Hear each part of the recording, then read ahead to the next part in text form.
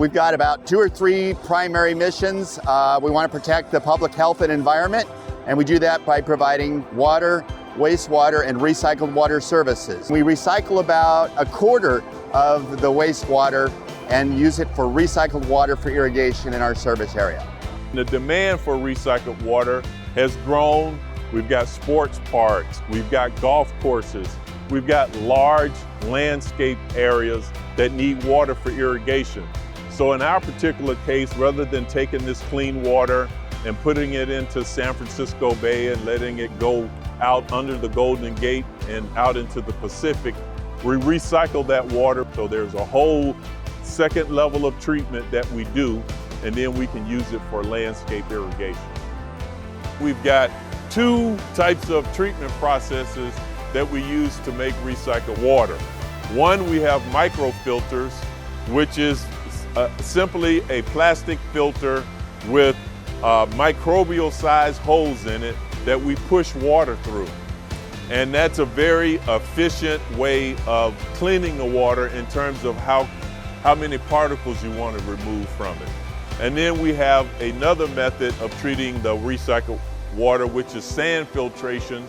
It doesn't remove as many particles, but it removes enough particles that we can then disinfect that water and use it for landscape irrigation. We're standing on right now, which is called a ballasted flocculation system. As the term ballasted flocculation means, ballast means adding weight, and flocculation means getting particles to stick together. So that's what this process does. We take a polymer, which is like a chemical that changes the electric charge of particles and causes particles to come and coagulate or flocculate together into larger particles. And then we also put in a micro sand, tiny little sand particles.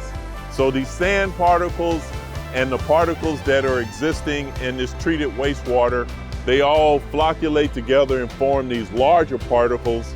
And then we can pump that water through the sand, and the sand will filter those particles out and the clean water will come out. After that, we disinfect that wastewater with UV radiation.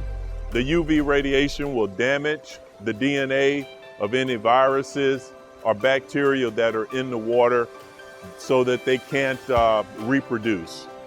Then the final step that we do with the recycled water is we put a little bit of bleach in it, a little bit of chlorine in the water, just to discourage any regrowth of bacteria or things out in our water distribution system, the same way you have a little bit of chlorine bleach in the tap water that comes to your house.